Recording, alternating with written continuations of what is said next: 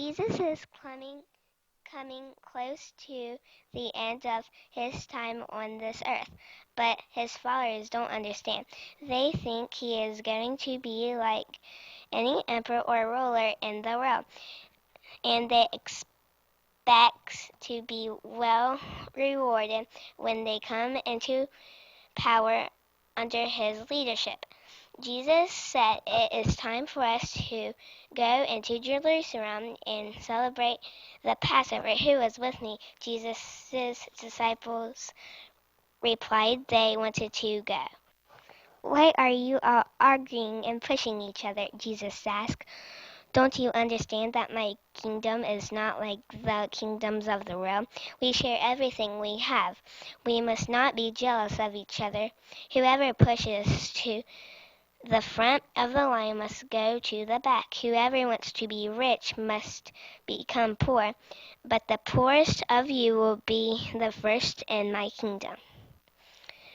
One of the disciples said, Yes, Lord, but you must be the greatest. Jesus knew he had to be the least of all and must be treated like a criminal. He told the disciples they would not see him for a while, but then he would return.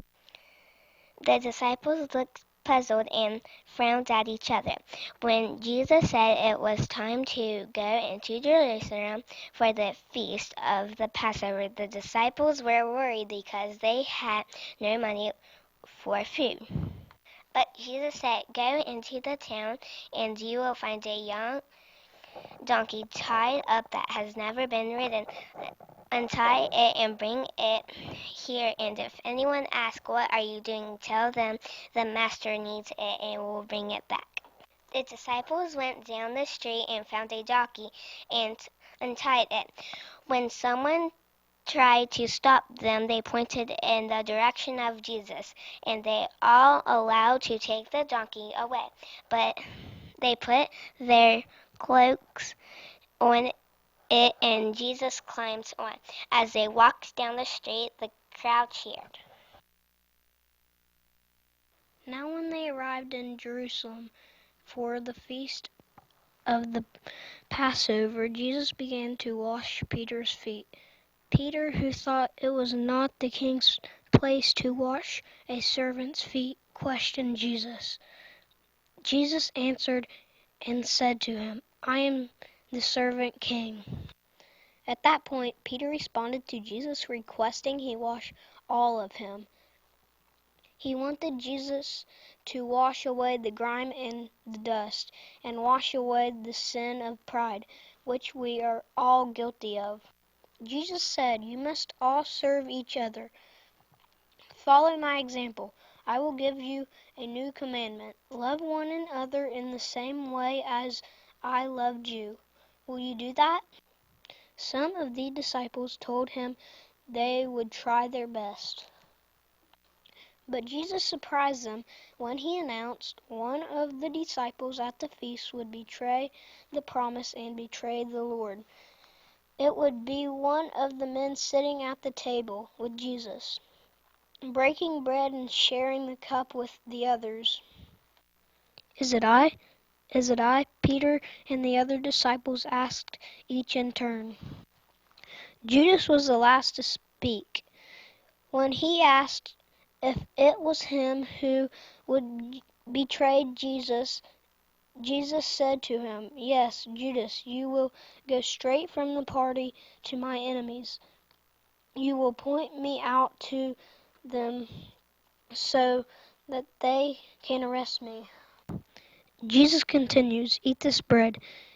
It is my body. We are all one body in sharing this bread. Drink this cup. It is my blood. This is shed for you to save mankind from sin. Do this to remember me and to remember our party together. Jesus turned to Peter and asked him to share the cup of suffering with him and to keep watch with him for the whole night. Peter agreed and they left. As Jesus and the disciples walked toward the Garden of Gethsemane, Jesus said, "All of you will say you do not know who I am, and you will run away and leave me. But when I have returned to life, I will meet you again in Galilee." Peter responded to Jesus, saying he would not run away, even if all of the others did. Jesus responded, "Oh, yes, you will. Before the cock crows twice, you will have already said you don't know who I am 3 times." Peter thought he would always proclaim who Jesus was. The other disciples all felt the same as Peter. About that time they arrived at the garden. Jesus asked the disciples to sit down while he prayed. They did as they were told, except for Peter, James, and John, who went with Jesus a small distance away. They found a spot to kneel down. Jesus, who was so full of sorrow, asked the disciples to stay in one spot and keep watch. He went a bit further and threw himself on the ground and began to pray. "My Father, all things are possible for you. Take away this cup of suffering from me, but not what I want, but what you want," he prayed. Jesus stood and returned to find the 3 disciples asleep. He asked them why they didn't stay awake. He went to pray again, and upon arriving back found the disciples asleep once more. Jesus knew the time had come that he would be betrayed. He saw a crowd coming in the distance. Judas walked up to Jesus and greeted him. Just then a priest announced, "That's the signal. The one he greeted is the one we want. Arrest him." A man named Malchus was hurt by one of the disciples, but Jesus touched his injured body and healed him. Jesus then turned to the crowd and asked why he was being arrested like a criminal with weapons.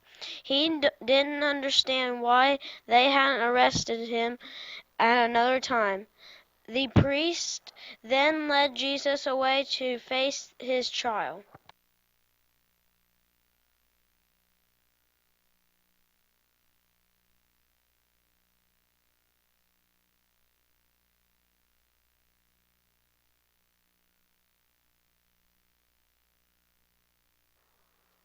The high priest, who was surrounded by other chief priests, asked what the charges should be against their prisoner Jesus. The witnesses claimed they heard him say he would tear down the temple and 3 days later build another one. The one said it was because man built the first, but the new one would not be built by man. The high priest ordered them to be quiet. He turned to Jesus and asked if he had an answer to any of the charges. Jesus stood silently. Finally, the high priest asked Jesus if he was the Messiah, the Son of God. To that, Jesus replied, "Yes, I am, and you will see me at God's right hand." The priest became angry and announced they needed no more judges. He turned to the crowd and witnesses and asked their thoughts. The crowd began shouting Jesus was guilty. The high priest then ordered for them to take Jesus to Pilate, the Roman governor. "Are you the king of Jews?" Pilate asked Jesus. Jesus did not answer. Pilate turned to the Jews' council and crowd and said, "Normally set free a prisoner around the Passover," and asked if it should be Jesus. The crowd chanted they wanted a man by the name of Barabbas set free instead. Pilate raised his hand to silence the crowd.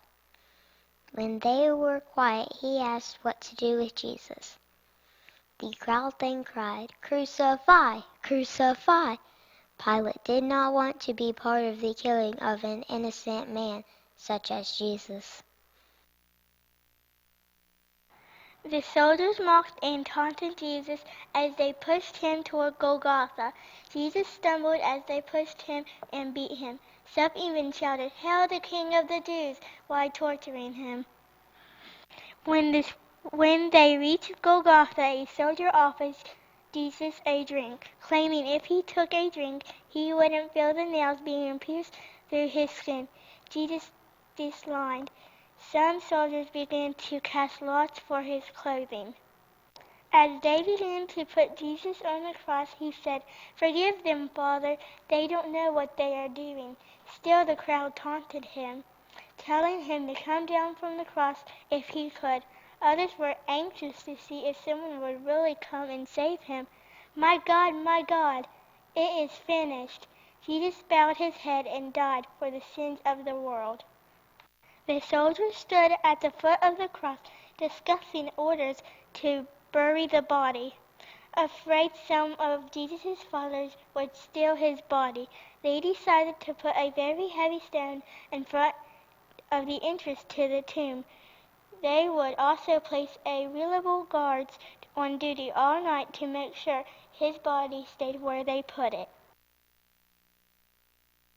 After the Sabbath, Mary Magdalene and Mary, the mother of Jesus, got up early to visit the place where Jesus was buried. When they arrived, they were surprised to find the stone rolled away, and there was a figure dressed in white. The angel spoke to them, saying, "Don't be afraid. I know you are looking for Jesus. He is not here, but has come back to life. Go and tell the disciples. He wants to meet them." They returned to the disciples, two of whom went straight to the tomb. Peter was in the lead, but John ran faster and got there first. They too found the tomb empty and wondered what it could mean. Peter and John returned to the other disciples. Meanwhile, Mary Magdalene saw a man she thought to be the gardener. She asked him if he had seen the man they called Jesus.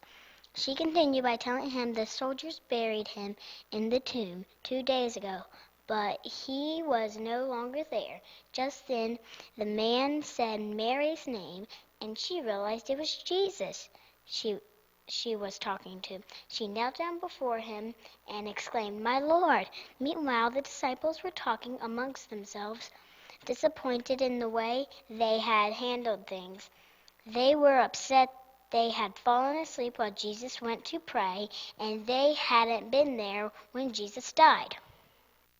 Just then Mary Magdalene came in screaming, "I have seen him!" The disciples thought Mary was confused and upset. They even told her they were imagining things. 2 others came telling the disciples they had seen Jesus too. Suddenly Jesus was standing among them and said, "How little faith you have! I had to give my life to save the world." Thomas asked Jesus to feel his wounds. He reached out to Jesus' hands and felt them carefully before kneeling down to Jesus. The disciples felt foolish. Jesus said, "Even the greatest wisdom of man is foolishness in the eyes of God. But I will give you the wisdom of God as you go out to tell the whole world about me."